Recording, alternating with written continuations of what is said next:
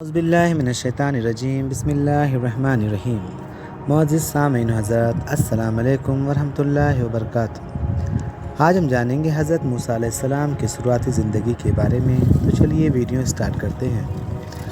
حضرت یوسف علیہ السلام کے قصے میں بنی اسرائیل کا ذکر صرف اسی قدر کیا گیا ہے کہ حضرت یعقوب اور ان کا خاندان حضرت یوسف علیہ السلام سے ملنے مصر آئے، مگر اس کے صدیوں بعد پھر ایک بار قرآن کریم بنی اسرائیل کے واقعے تفصیل کے ساتھ سناتا ہے، جن سے معلوم ہوتا ہے کہ بنی اسرائیل حضرت یوسف علیہ السلام کے زمانے میں مصر ہی میں بس گئے تھے۔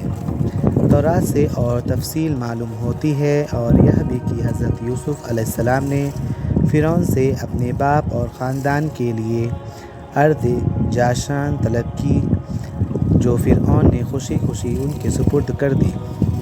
بہرحال ان تفصیلوں سے یہ بات صاف ہو جاتی ہے کہ بنی اسرائیل حضرت یوسف علیہ السلام اور حضرت موسیٰ علیہ السلام کی درمیانی صدیوں میں مصر میں آباد رہے، اور ان کی تعداد لگ بھگ 6 لاکھ ہو گئی تھی۔ شروع ہی میں یہ صاف کر دینا ضروری ہے کہ فرعون مصر کے بادشاہوں کا لقب ہے، کسی خاص حکمرانوں یا بادشاہ کا نام نہیں ہے۔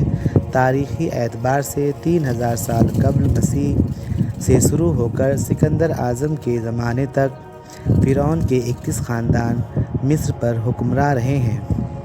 حضرت موسیٰ علیہ السلام کے زمانے میں مصر کا حکمران فرعون کون تھا اور اس کا کیا نام تھا، یقین کے ساتھ نہیں کہا جا سکتا، اس لیے یہ فرعون کو اس وقت کے مصر کا حکمران سمجھا جائے۔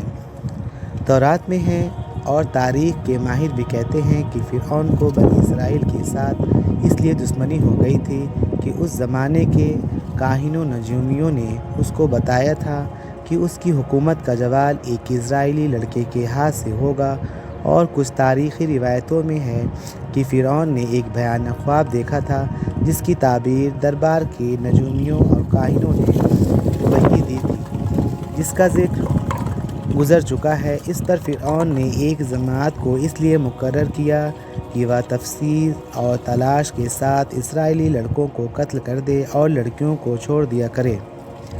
حضرت موسیٰ علیہ السلام کا نسب کچھ واسطوں سے حضرت یعقوب علیہ السلام تک پہنچتا ہے۔ ان کے والد کا نام عمران اور والدہ کا نام یوکابد تھا۔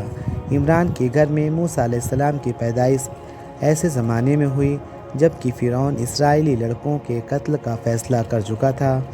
بہرحال جو تو کر کے 3 ماہ تک ان کے پیدا ہونے کی کسی کو مبلغ خبر نہ ہونے دی۔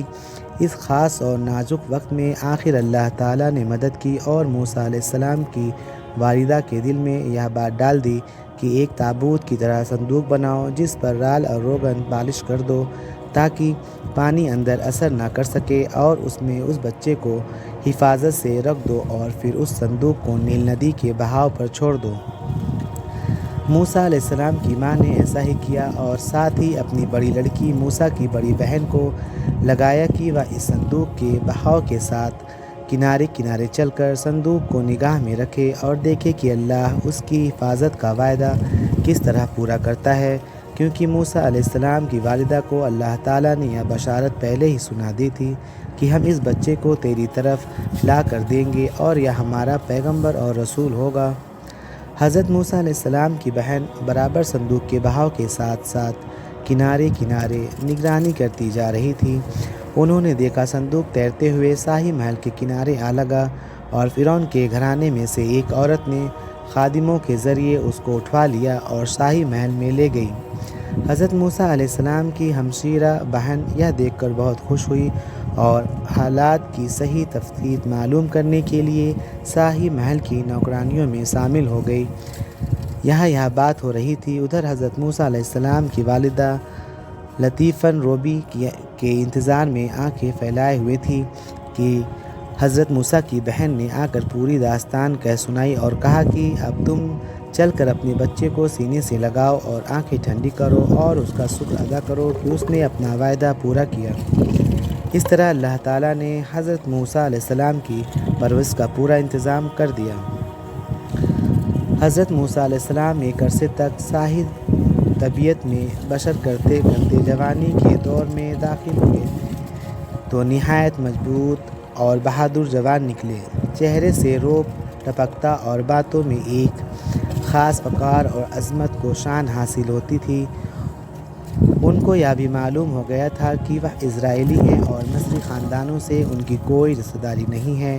انہوں نے یہ بھی دیکھا کہ بنی اسرائیل پر بڑے ظلم ہو رہے ہیں اور وہ مصر میں بڑی ذلت اور غلامی کی زندگی بسر کر رہے ہیں۔ یہ دیکھ کر ان کا خون کھولنے لگتا اور موقع موقع سے عبرانیوں کی حمایت و مدد میں پیش ہوتے۔ ایک بار شاہی آبادی سے ایک کنارے جا رہے تھے کہ دیکھا کہ ایک مصری ایک اسرائیلی کو بیکار کے لیے گھسیٹ رہا ہے۔ اسرائیلی نے موسیٰ علیہ السلام کو دیکھا تو لگا فریاد کرنے اور مدد چاہنے۔ حضرت موسیٰ کو مصری کی اس جبارانہ حرکت پر سخت غصہ آیا اور اس کو باز رکھنے کی کوشش کی، مگر مصری نہ مانا۔ موسیٰ نے غصے میں آ کر ایک تماچا رسید کر دیا، اس پر مصری مر گیا۔ حضرت موسیٰ علیہ السلام نے یہ دیکھا تو بہت افسوس کیا، کیونکہ ان کا ارادہ بالکل انہیں قتل کرنے کا نہیں تھا۔